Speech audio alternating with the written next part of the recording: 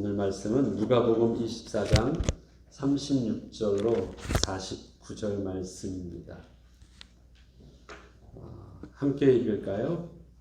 이 말을 할 때 예수께서 친히 그들 가운데 서서 이르시되 너희에게 평강이 있을지어다 하시니 그들이 놀라고 무서워하여 그 보는 것을 영으로 생각하는지라. 주께서 이르시되 어찌하여 두려워하며 어찌하여 마음에 의심이 일어나느냐. 내 손과 발을 보고 나인 줄 알라. 또 나를 만져보라. 영은 살과 뼈가 없으되 너희 보는 바와 같이 나는 있느니라. 이 말씀을 하시고 손과 발을 보이시나 그들이 너무 기쁨으로 아직도 믿지 못하고 놀랍고 여길 때 이르시되 여기 무슨 먹을 것이 있느냐 하시니 이에 구운 생선 한 토막을 드리니 받으사 그 앞에서 잡수시더라. 또 이르시되 내가 너희와 함께 있을 때 너희에게 말한 바 곧 모세의 율법과 선지자의 글과 시편의 나를 가리켜 기록된 모든 것이 이루어져야 하리라 한 말이 이것이라 하시고 이에 그들의 마음을 열어 성경을 깨닫게 하시고 또 이르시되 이같이 그리스도가 고난을 받고 제3일에 죽은 자 가운데서 살아날 것과 또 그의 이름으로 죄 사함을 받게 하는 회개가 예루살렘에서 시작하여 모든 족속에게 전파될 것이 기록되었으니 너희는 이 모든 일의 증인이라. 여기까지만 읽겠습니다. 48절까지 읽겠습니다.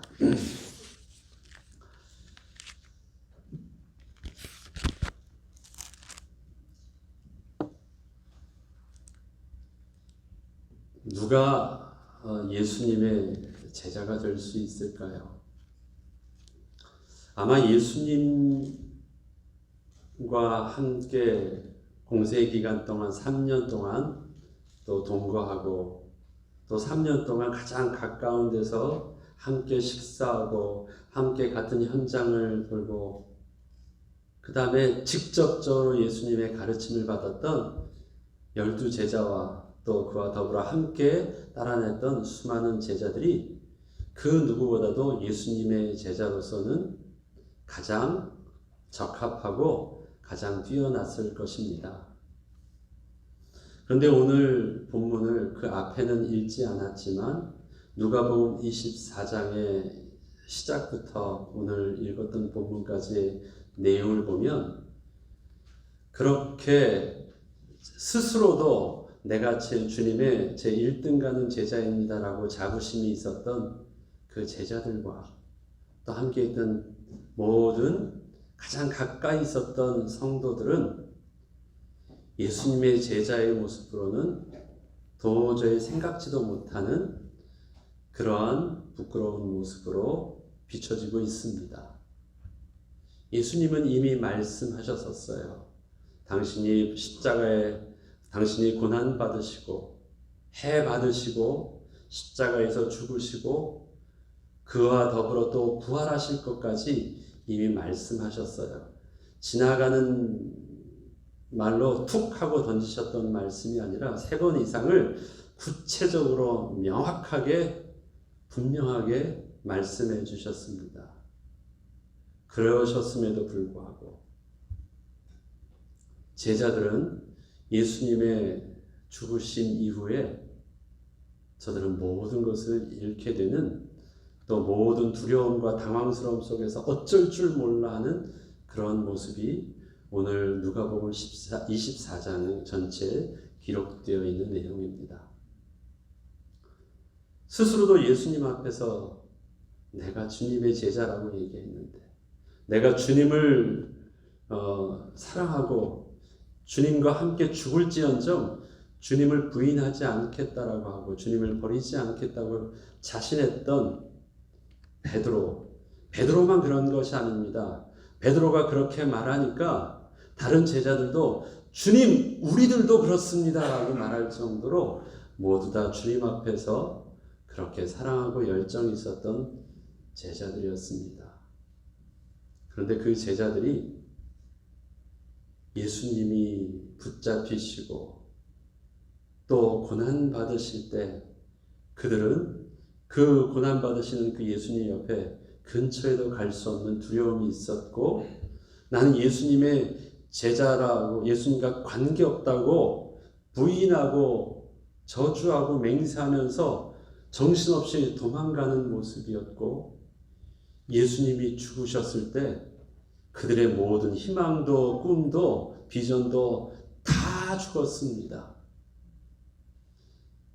그리고 나서 예수님이 부활하셨다는 소식을 들었을 때 무슨 그렇게 황당한 소리를 하냐고, 어리석은 얘기를 하냐고 하고, 그것이 마음에 담겨지지 않고 낙심된 모습으로 각자의 집으로 다 뿔뿔이 흩어지고 있었습니다.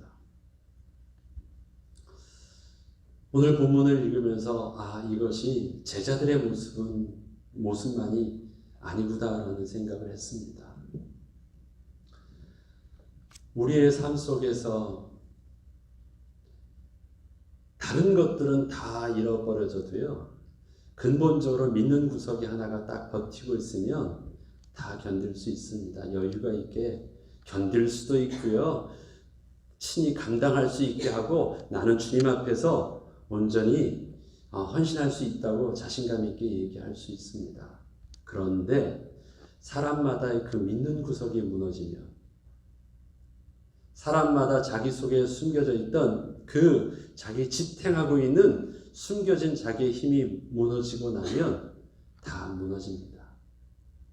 그것을 아는 사람이 있고 자기의 믿는 구석을 아는 사람이 있고 그것이 뭔지도 몰랐던 사람들도 있습니다. 그렇지만 자기의 믿는 구석이 알던 모르던 간에 무너져 내렸다는 것을 언제 알 수 있느냐면 우리 가운데 사건이 일어나 보면 알 수 있어요. 나는 좀 다른 사람인 줄 알았어요. 나는 다른 사람과 비교해 볼 때 더 하나님 앞에서 더 열심이었고 자타가 인정하는 신앙의 믿음이 있는 자였고, 그렇게 사람들 앞에 눈치 보지 않고 그래도 나도 주님을 사랑하고 그렇게 열심으로 예배하고 또 주님을 섬기며 또 공동체 안에서 봉사하고 그런 정직하고 순수한 마음으로 주님을 누구보다도 사랑했던 것 같아요.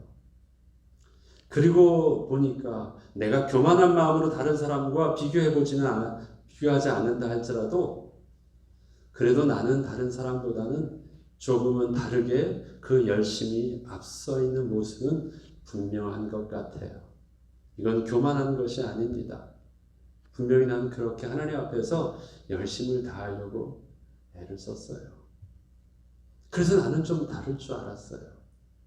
나는 내가 어려서부터 훈련받은 신앙의 훈련과 또 많은 우리 그 존경하는 목사님과 선생님들을 통해서 신앙의 믿음의 선배들을 통해서 배웠던 신앙의 훈련들이 나를 많이 훈련시켜 주셔서 나는 그리스도인으로서 어느 정도 훈련된 장성한 믿음이 있는 줄 알았어요.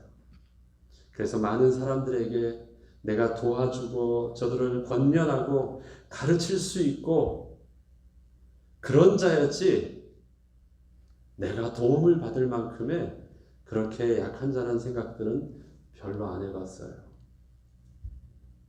왜? 나는 좀 다른 줄 알았거든요. 근데 사건이 일어났어요. 저는 그런 저 자신의 모습이요, 인도에 갔을 때 경험하게 됐습니다. 인도에 갔는데 아무것도 없는 거예요. 우리 속에서는 당연히 있어야 되는 것, 그냥 호흡하듯이 당연하다고 생각했던 것들이 인도에서는요 당연하지 않더라고요. 여러분, 집에 이사를 갔는데 전기등은 고사하고 이 등 라인이고 뭐고 전기선이 하나도 없다라는 거 생각해 보셨습니까? 사람들은 거기는요 이사할 때 변압기든 전기등이든 모든 거 다 뛰어갑니다. 이사하고 나면요 그냥 빈 깡통이에요. 이삿짐. 아무것도 없습니다. 수도 꼭지도 하나 제대로 구하기도 힘들어요. 그럼 가서 처음부터 다 해야 되는 거예요. 모든 것을 다 하나씩 하나씩 해나가야 됩니다. 여기서는 당연하다는 것이 거기서는 그렇게 당연한 것이 아니더라고요. 건물에 들어오면 시원해요. 우리는 교회 간다고 하면 칭찬해 주지 교회 간다면 박해하는 그런 거 없잖아요. 근데 거긴 모든 것이 다 불편하고 없는 것이에요. 부족한 것이에요. 날씨는 너무너무 더워요. 뭐 하나 하루하루 일이 진행이 되지 않습니다. 그냥 딱 얘기하면 말 되는 것이 아니라 몇 번을 찾아가고 아니면 거기선 관례로 드려지는 존경의 표시로 드려지는 뇌물 반드시 있어야 돼요. 그거는 뇌물이 아니래요. 그 사람을 존경해서 그렇게 그 위치에 있는 사람을 인정함으로 드려지는 그 어떤 것이라고 표현하지만 결국은 뒷돈이에요. 그래야 돼요. 그래도 일이 안 돼요. 처음에는 굳건한 마음으로 버티면서 하나하나 했는데 그게 한 6개월 지나니까 한계가 오기 시작하더라고요. 한계가 오기 시작하고 내 속에서 슬금슬금 일어나는 여러 가지 불만과 불평뿐만 아니라 그 다음에 답답함과 일이 되어지지 않으면서 오는 초조함들은 지난날 제가 보지 못했던 또 다른 모습들이 느껴지기 시작했습니다. 왜 그러지? 이상하다 라고 생각했는데 그러다가 문득 하나님께서 되게 주시는 마음이 있었습니다. 그것은 그동안 내가 믿음이 있다고 생각했던 것, 그런데 그것은 나의 믿음이 아니라 내가 살고 있었던 그 사회적인 시스템이 나를 그렇게 지탱해 주고 있다는 사실들을 알게 됐어요. 믿음이 있는 것이라면 사회적인 시스템들이 다 없어져도 나는 바뀌지 않아야 되잖아요. 그런데 한국에 살다가 거기 가서 한국에 살던 모든 것이 없어지니까 나도 없어져요. 그러면 교회라는 공간도 없어져요. 그러니까 나는 그것이 믿음인 줄 알았는데 그건 내 것이 하나도 없었어요. 교회라는 것이 나를 받쳐주고 있었고 한국이라는 시스템이 나를 보호해주고 있었고 좋은 환경이 보호해주고 있었지 믿음이 나를 하나님 앞에서 당당하게 서지 못하게 하고 있더라고요. 그럼 믿음이 뭐지? 내가 그렇게 당당하게 생각했던 것, 나에게 칭찬해 주는 사람이 없고 나를 도와주는 사람이 없고 내가 뭘 할 수 있는 예배당이 없고 내가 뭐가 없어. 그런데 나도 없어요. 그때 정말 믿음이 무엇인지를 하나님 앞에 고민하게 됐어요. 하나님, 아무것도 없어져도 믿음이 있다면 내가 그동안 믿음 때문에 자부심이 있다고 하는 내 모습이 아무것도 없어도 나는 여전히 좀 불편할 수는 있어도 나는 무너지지 않아야 되는 게 정상 아닙니까? 그런데 왜 같이 없어집니까? 다른 사람에게 내가 믿음을 증거하고 다른 사람의 복음을 증거하라고 했는 내 모습이 그렇지 않더라고요. 하나님은 그 가운데 저를 적나라하게 보게 하셨습니다. 불평하지 않아도 되는 환경이 있었을 뿐이지 그런 환경이 나에게 똑같이 주어지니까 똑같이 두려워하고 있고 똑같이 짜증내고 있고 똑같이 절망 속에서 또 옆을 돌아보고 있는 모습은요, 나도 다르지 않더라고요. 그동안 하나님이 내게 그러한 환경을 안 주시는 은혜가 있었을 뿐이었어요. 정확하게 보게 하셨습니다. 제자들도 또한 오늘 본문을 보니까 제자들도 그랬어요. 예수님, 그러지 마십시오. 내가 주와 함께 죽을지언정 주를 부인하지 마십시오. 제가 도와드릴게요. 예수님, 걱정하지 마세요. 제자들이 예수님을 수많은 제자들이 따르면서 예수님을 보호하고 있는 줄 알았어요. 그런데 그것이 아니었어요. 예수님께서 제자들을 붙잡아주고 계셨어요. 언제 알게 됩니까? 우리는 예수님을 잘 섬기면서 주님이 우리의 왕이 되어질 수 있도록 우리의 훌륭한 지도자로서 충분하게 잘 사역하실 수 있도록 많은 무리들을 다 줄서게 하고 오는 것도 다 막고 알아서 막 조절하면 그들이 다 도와주고 있는 줄 알았어요. 그러다가 예수님이 말씀하셨던 대로 죽으셨어요. 안 계셨어요. 예수님을 내가 붙잡고 내가 붙들고 예수님을 내가 모시고 내가 보호하고 있는 줄 알았는데 어떻게 해요? 예수님이 안 계시니까 나도 없어진 모습들을 제자들이 보게 돼요. 주와 함께 죽을 정도로 고생을 할 수 있지만 한 가지는 도저히 일어나면 안 되는 일이 있어요. 그건 뭐예요? 예수님이 죽는다라는 것은 상상이 안 가는 일들이에요. 예수님이 죽는다라는 것, 예수님이 떠나신다라는 것은 상상이 안 가는 일들이에요. 그래서 그거는 생각지도 않는 다른 구석에 딱 놔두고 모든 것을 생각하고 있어요. 그런데 그것이 건드러진 거예요. 그것이 건드러지는 사건이 일어난 거예요. 예수님 처음부터 말씀하신 것이었지만 아예 내내 하면서 생각지도 않았는데 그 사건이 내게 딱 왔을 때 나는 아무것도 없었어요. 너무너무 당황스러웠어요. 두려웠어요. 어찌할 바를 몰랐어요. 갈 길을 다 잃어버리게 되었어요. 제자들의 모습입니다. 3년 동안 주님과 함께 공생하며 가장 자신 있어 하며 모든 것을 천국의 비밀을 다 배웠다고 여겼던 제자들의 모습이었습니다. 누가 예수님의 제자가 될 수 있어요? 누가 예수님의 증인이 될 수 있겠습니까? 아는 것은커녕 그들은 지금 두려워하고 있는데 사건 앞에서 어떻게 해야 될지 모르고 아무것도 모르고 있는데 사실 그 현장은 어떤 거예요? 하나님께서 이미 구약의 선지자들을 통해서 이미 예언하셨던 그 하나님의 구원이 실질적으로 성취되어지는 그 시작 아닙니까? 그것이 예수 그리스도의 이 땅에 오심과 또 30년 이후의 공생의 기간을 통해서 지나가신 후에 그의 해받으심과 그의 죽으심과 그의 부활하심은 드디어 회복되어지는 하나님의 구원의 완성의 축복의 시간 아닙니까? 하나님의 약속의 시간표가 성취되어지는 그 시간이 부활하는 그 시간 앞에 저들은요 너무너무 무덤덤했습니다. 낙심하였습니다. 아무런 감흥도 아무런 느낌도 없고 오히려 너무너무 이상한 일만 일어나고 있구나 하면서 모든 것을 다 잃어버리고 돌아서서 각자 집으로 가고 있는 모습이 제자들의 모습이었습니다. 가장 기뻐하고 흥분하고 이제 성취되는 하나님의 약속의 말씀 속에서 그 부활의 주님을 무덤의 빈 무덤을 보면서 확인한 것이 베드로와 요한이었는데 그 베드로와 요한의 모습은 어땠습니까? 직접 빈 무덤까지 갔어요. 여인들이 말했던 대로 진짜 빈 무덤에 그 모습 그대로 있었어요. 그런데 그곳에서 예수의 부활하심을 그가 보지 못했고 시체가 없어졌다라는 큰 사건을 본 거예요. 죽으심도 마음이 아픈데 이 시체를 누가 가지고 훔쳐갔느냐. 너무 기이한 일이 일어났다는 것.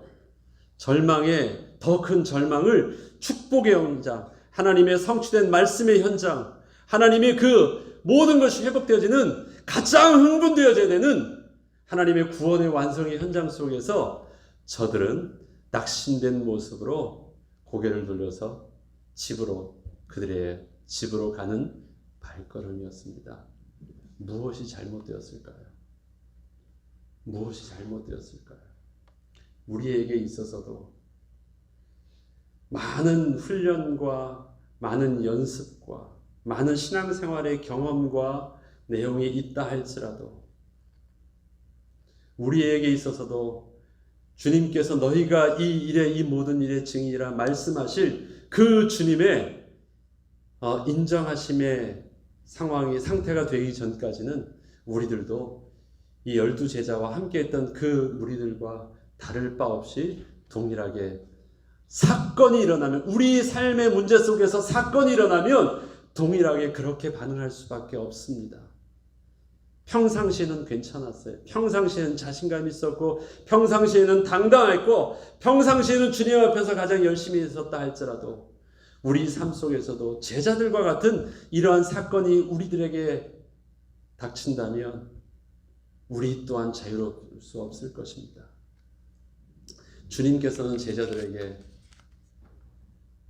다시금 제자로 회복시켜 주시기 위한 그 단계를 밟기 시작하십니다. 제자들을 찾아가셔서 제일 먼저 하신 말씀이 누가복음 24장 36절로 37절에 이렇게 말씀하고 있습니다. 이 말을 할 때 예수께서 친히 그들 가운데 서서 이르시되 너희에게 평강이 있을지어다 하시니 그들이 놀라고 무서워하여 그 보는 것을 영으로 생각하는지라. 너희들에게 평강이 있을지어다를 주님이 제일 말씀해 주셨어요.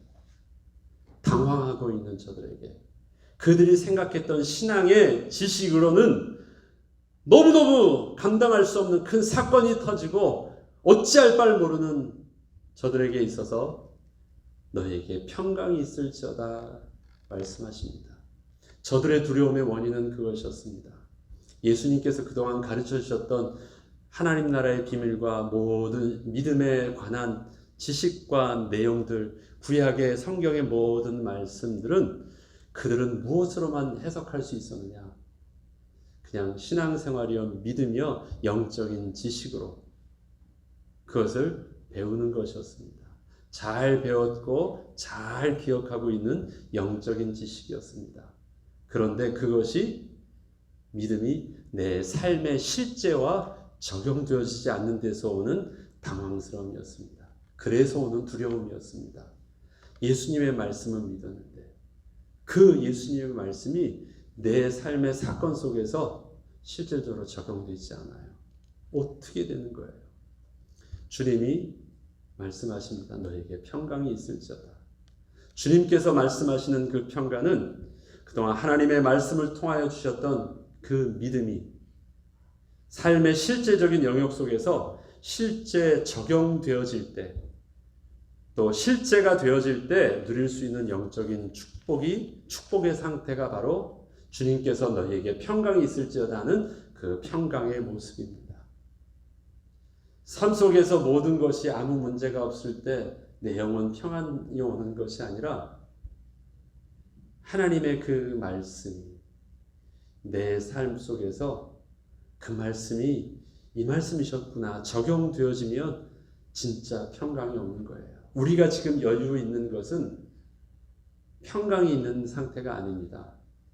사건이 아직 안 일어난 상태예요.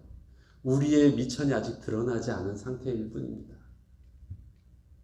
하나님께서는 우리에게 근본을 치유하시기 위해서 제일 먼저 하시는 작업이 내가 평강이 없다라는 것, 나는 지금 여유가 있는 것이지 평강이 있는 게 아니에요. 나에겐 그런 지금 사건이 없는 것이지 연약함이 드러날 수 있는 사건이 없었을 뿐이지 내가 강한 상태도 아니에요. 믿음이 있는 상태도 아니에요. 그러면 내게 하나님께서 제일 먼저 하시는 게 뭐예요? 너 믿음이 없는 거야. 너 평강이 없는 거야. 너의 믿음이 삶 속에서 적용이 안 되어진 거야 라는 나의 실제적인 상태를 정직하게 보게 하시는 거예요. 그것이 예수 그리스도를 통해서 제자들은 경험한 것이 예수 그리스도의 죽으심이었습니다. 예수 그리스도의 죽으심은 예수님 자체는 하나님의 약속하신 대로 구원을 성취되시는 과정이기도 했지만 제자들에게 있어서 예수 그리스도의 죽으심은 그들이 믿는 구석이었어요. 그들의 믿는 구석이 잃어버려지는 사건이었습니다. 그래서 제자들은 그 예수 그리스도의 죽으심 앞에서 당황할 수밖에 없었습니다. 우리에게도 그렇습니다. 우리의 영적인 육신적인 한계를 벗어나는 슬픔과 어려움의 한계를 맞게 될 때 우리 또한 두려워서 떨게 돼요. 그때는 믿음과 그때는 우리가 그동안 배워졌다는 성경의 지식과 모든 내용들이 하나도 기억이 나지 않습니다. 기억은 적용은 기억도 나지도 않습니다. 뭐만 남아요? 그냥 당황스럽고 두려워서 떨고 있는 낙심된 우리의 모습만 보게 됩니다. 그러한 자에게 예수님께서 찾아오셔서 제일 먼저 하시는 말씀이 평안을 주노니 내가 세상에 줄 수 없는 평안을 내가 너에게 준다. 말씀해 주시는 것입니다. 수고하고 무거운 짐진 자들아 내게로 오라. 내가 너희를 쉬게 할 거야. 주님이 약속해 주시는 것입니다. 예수님께서는 제자들에게 바로 그 평안의 메시지를 주러 오셨습니다. 그리고 두 번째 하시는 말씀이 39절부터 43절의 말씀입니다. 내 손과 발을 보고 나인 줄 알라. 또 나를 만져보라.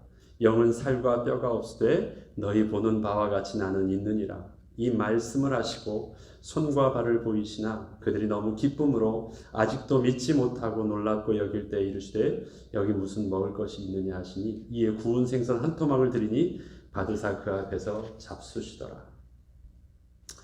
예수님께서 지금 떠는 제자들에게 보여주는 손과 발이 있습니다. 내 손과 발을 보고 나인 줄 알라. 이 손과 발은 제자들이 예수님을 3년 동안 함께 하시면서 예수님의 발을 씻겨드리기도 하고 예수님의 손을 붙잡았다 했던 그 손과 같습니까? 다릅니까? 같을까요? 다를까요? 다른 손입니다.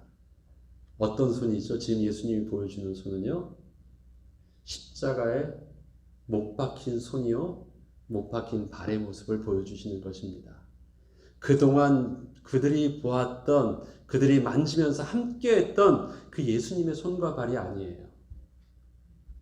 어떤 손과 발이에요? 해받으셨던 손과 발을 보여주세요. 그 손과 발은 어떤 손과 발이냐? 예수님이 해받으시는 걸 볼 때, 예수님이 죽으실 때 나의 인생도 다 절망 가운데 죽었던 내 모습입니다. 지난날 예수님의 그 아름답고 예수님의 그 병을 고쳐줄 때 했던 그 귀한 손이 아니라 나는 그 손을 믿었는데, 그 손을 붙잡았는데 그 손이 아니라 무기력하게 십자가에 못 박히실 때 했던 그 손, 그 손과 박히셨던 그 발의 모습을 볼 때 제자들도 어떻게 됐어요? 같이 절망 가운데 희망을 잃고 다 죽은 거예요. 그 손을 다시 보여주시는 거예요. 그러면 보여주신다는 건 뭐예요? 그렇게 죽으셨던 예수님이 뭐예요? 다시 부활하신 모습을 보여주시잖아요. 우리의 모습이, 우리가 경험해야 될 주님이 평강을 외치시면서 우리에게 주시는 그 예수님, 내가 삶 속에서 내가 여유 있을 때 교회당에서 따뜻하게 아니면 시원하게 목사님의 설교의 말씀과 또 여러 부분들을 내가 편안하게 설교 말씀을 들으면서 그렇게 배웠던 지식적인 그 예수의 모습은 우리에게 삶 속에서 기억되고 좋은 말씀일 수는 있지만 내가 삶 속에서 나의 희망을 잃어버렸을 때, 그래서 내가 죽는 자와 같이 내가 낙심되어졌을 때는요, 그것이 아무 힘이 없었는데 예수님은 지금 어떻게 해요? 그렇게 죽으시고 우리의 죄 때문에 저주받아서 죽으시고 하나님의 능력으로 다시 부활하신 하나님의 능력의 모습을 우리에게 보여주시는 거예요. 우리가 만나야 되고 우리가 확인해야 될 예수는 무엇입니까? 바로 십자가에 우리의 죄 때문에 죽으셨지만 또 약속하신 데 하나님의 능력으로 부활하신 그 예수를 우리가 만나야 되는 것입니다.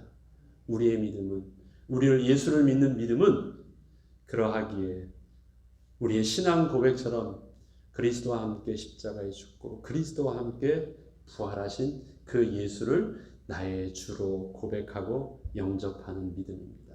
주님이 그 손과 발을 보여주시는 거예요. 그 손과 발을 보면서 맞습니다. 주님이 그렇게 죽으셨지만 하나님용으로 부활하신 주님을 봤습니다. 그렇다면 어떻게 할 수 있어요? 예수를 죽은 자 가운데 살리시는 하나님의 능력이 우리의 죽을 몸도 어떻게 해요? 다시 살리실 것을 나는 믿어요. 그때 내가 뭐 할 수 있어요? 십자가에 죽을 때 나도 죽는 것처럼 내 인생의 모든 것이 죽었고 낙심됐던 내가 다시 무엇할 수 있어요? 그 예수를 통해서 다시 소망 가운데 회복할 수 있어요. 내가 그리스도와 함께 십자가에 못 박혔나니 그런즉 이제는 내가 산 것이 아니요 오직 내 안에 그리스도께서 사신 것이라. 내가 날마다 주와 함께 죽고 주와 함께 산다. 날마다 자기 십자가를 지고 주님과 함께 나아가서 주와 함께 죽습니다. 그리고 어떻게 할 줄 알아요? 그 주님의 부활하심 가운데 나도 동일하게 부활하심을 믿습니다.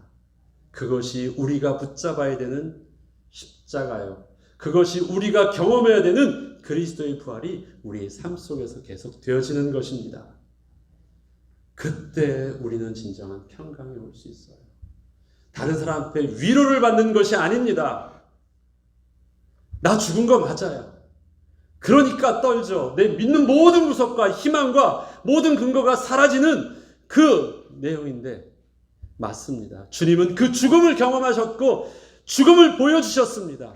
그리고 우리에게도 그 죽음을 경험하게 하셨습니다. 왜 그러셨을까요? 그래야지 주와 함께 죽고 주와 함께 부활하는 우리의 참다운 소망 가운데 우리가 다시 설 수 있었기 때문입니다. 제자들이 그 손과 발을 보습니다. 지금 함께 있었던 제자들에게 예수님께 손과 발을 보여주셨지만 함께 없었던 도마에게서는 어떻습니까? 예수님께서 옆구리도 만져보라고 하십니다. 그 옆구리는 뭐예요? 창자국이잖아요. 똑같은 말씀입니다. 그렇게 죽으셨던 예수가 지금 부활하셨다는 것입니다. 아니, 부활하셨으면 거룩한 모습으로 완전히 깨끗한 모습으로 드러나셨어야 될 것 같은데 예수님의 모습은, 부활하신 예수님의 거룩하신 모습은 일부러 제자들에게 동일하게 손과 발과 허리에 창자국의 모습을 그대로 보여주셨습니다. 그것이 제자들에게 보여질 필요가 있었기 때문입니다. 그것이 우리의 죽었던 우리의 심령의 상처가 어떻게 되는 것입니까요? 내 뻥 뚫린 가슴이 어떻게 해요?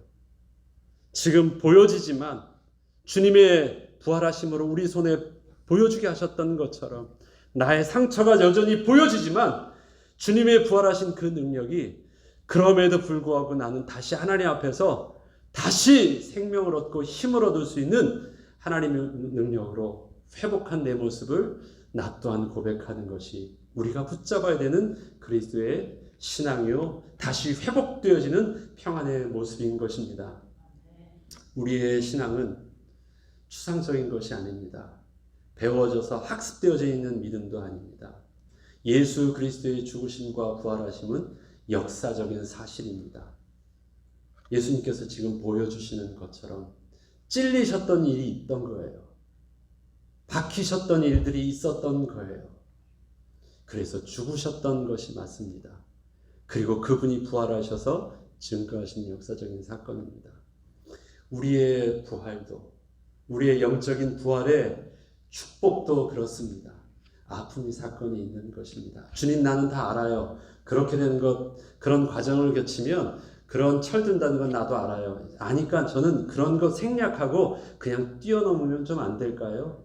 우리는 묘한 그런 마음이 있어요. 주님, 나는 아니까. 많은 사람들을 보니까 간접 경험하니까 나는 그렇게 매맞지 않아도, 나는 그렇게 어려움을 당하지 않아도 알아서 잘할 수 있을 것 같아요. 그럴 것 같죠. 그래서 다른 사람들이 많은 경험을 간증으로 듣고 뭐하면 나도 여전히 그렇게 하면서 내 믿음은 이만큼 잘한 것 같죠. 나도 그러한 현상 속에서 그때 일하면 나는 그렇게 부끄러워하지 않고 그렇게 실수하지 않고 나는 잘할 것 같죠. 그런데 그렇지가 않아요. 그래서 주님은 각자 개개인에게 그 아픔의 모습을, 십자가의 모습을 허락하셔서 우리를 하나님께서 정금같이 회복시켜 주시는 거예요. 내 스스로는 선택하지 않으니까 어떻게 해요? 하나님이 몰아붙이시는 방법으로 어느 정도까지? 죽지 않고 감당하실 정도까지 몰아붙이는 방법으로. 하나님의 백성을 하나님이 망하게 하지 않으시죠. 그러나 내 삶의 가장 밑바닥까지는 하나님이 밀어붙이시는 것 같아요.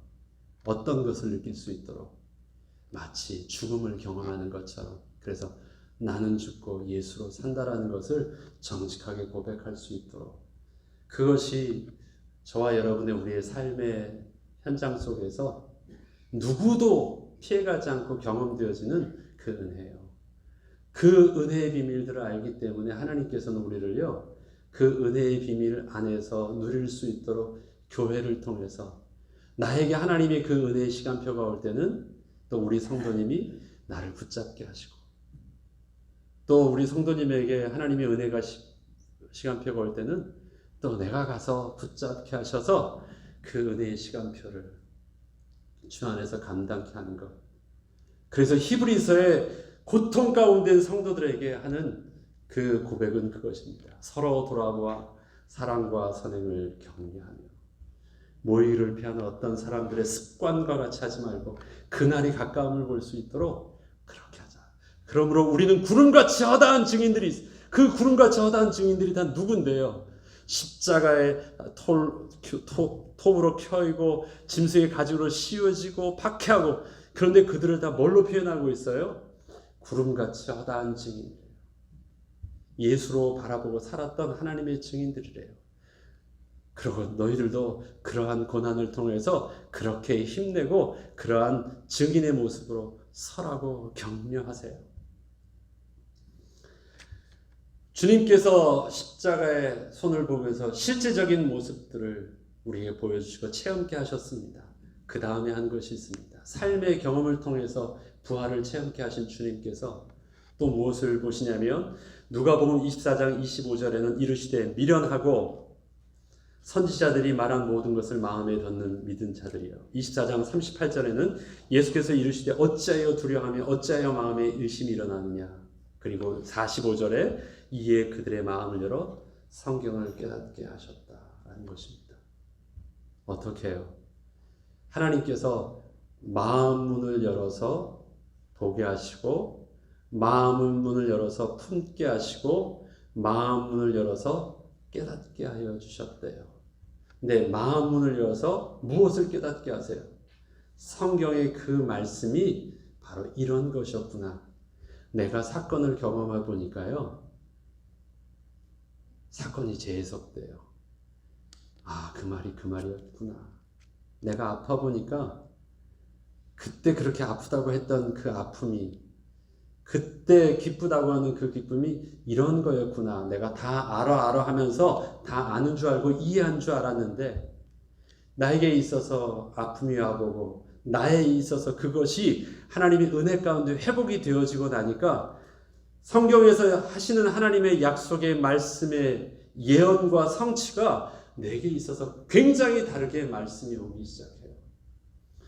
예수님이 제자들의 눈을 열어주셔서 깨닫게 하신다면 공생애기간 처음부터 깨닫게 하실 수 있으셨습니다. 눈을 열어주시면 되는 거 아니에요.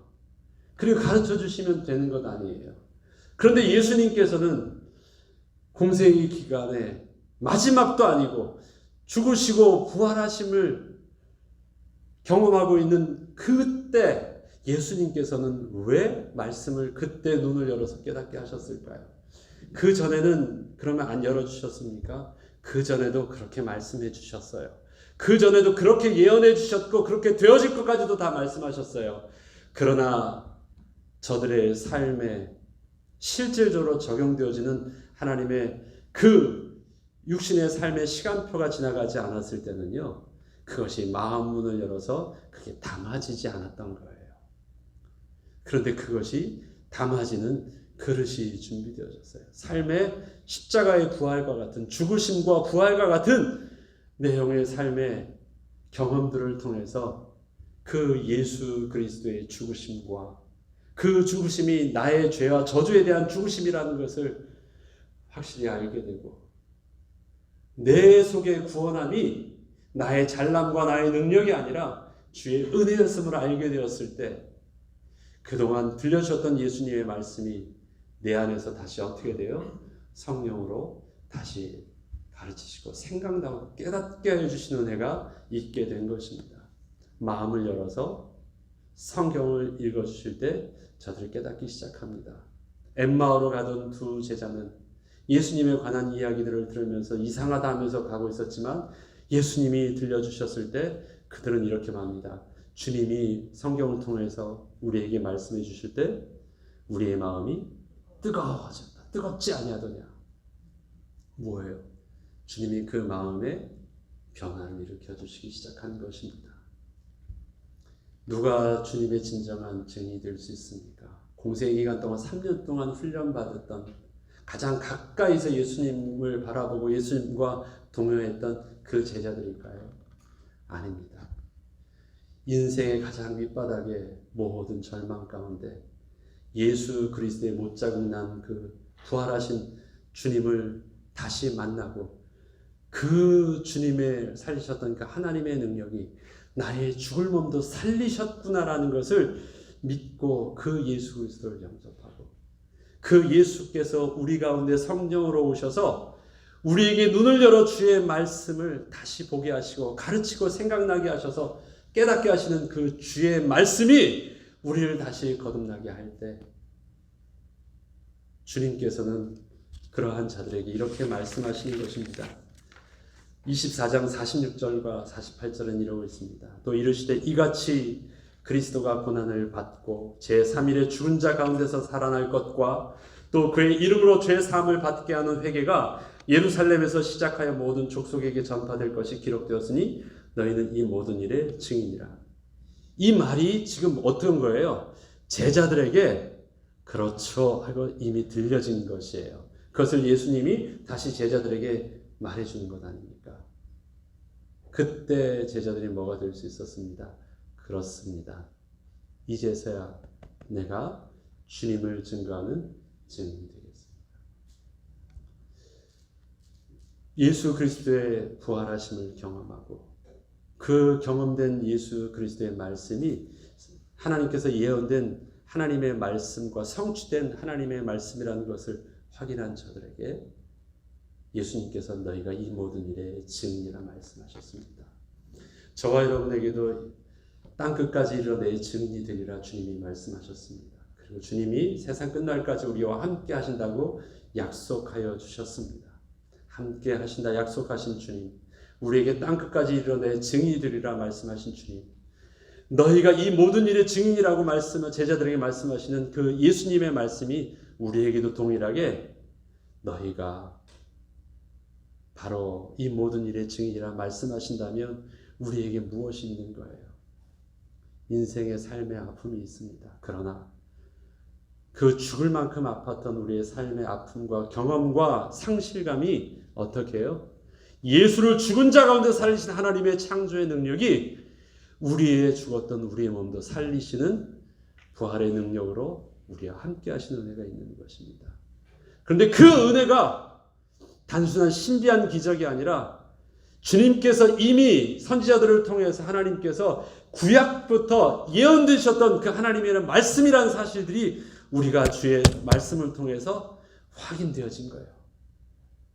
그 말씀이구나. 그래서 우리는 그 말씀을 어떻게, 이 말씀을 내가 누구처럼 구약에 증거했던 선지자처럼 이 말씀을 신약의 구름같이 허다한 증인들이 증거했던 그 복음처럼 이 말씀을 나도 증거해야 되겠구나 라는 것이 우리가 붙잡고 증거해야 될 복음의 메시지요, 우리가 증거해야 될 전도자의 모습인 것입니다.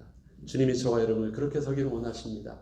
이 시간 주 앞에 하나님 앞에 통성으로 함께 하나님께 기도했으면 좋겠습니다. 주의 하나님이 잠시라도 은혜 주지 아니하시며 우리는 아무리 자신감이 있고 아무리 열심히 있다 할지라도 당장에 넘어질 수밖에 없는 연약한 자임을, 죄로 부패한 하나님 앞에 설 수 없는 부족한 자임을 주님 앞에 이 시간 정직하게 고백합니다. 하나님, 주님 우리 가운데 오셔서 세상이 들려줄 수 없고 줄 수 없는 평강과 평강의 메시지로 우리를 위로하여 주시고, 세상에서는 우리에게 도와줄 수 없는 하나님의 창조의 능력으로 예수를 죽은 자 가운데서 부활하게 하셨던 창조의 능력으로 우리의 죽음념도 하나님 다시금 일어나게 하시며, 하나님 이 땅에서 이제는 더 이상 나를 사는 것이 아니라 부활의 증인으로 주님께서 우리를 파송하실 때 능히 감당할 수 있는 증인으로 온전히 서게 하여 주시옵소서. 이번 한 주간도 주의 말씀 가운데 삶의 보내신 현장 속에서 응답을 누리길 소원하며 감사드리며 우리 주 예수 그리스도의 이름으로 기도합니다. 아멘. 다 같이 일어나셔서 찬송가 4. 이제는 우리 주 예수 그리스도의 은혜와 하나님 아버지의 사랑하심과 성령님의 내주 인도 교통 충만하심이 우리의 병들고 우리 죽었던 우리 마음이 예수 그리스도의 부활의 능력으로 다시금 부활함을 얻고 회복함을 입어 주님의 평강을 얻어 주님의 증인으로 온전히 서기를 소원하고 주님의 은혜를 사모하며 새로운 믿음의 출발을 시작하는 주의 백성들과 주님의 교회 위에 지금부터 영원토록 함께 있을지어다.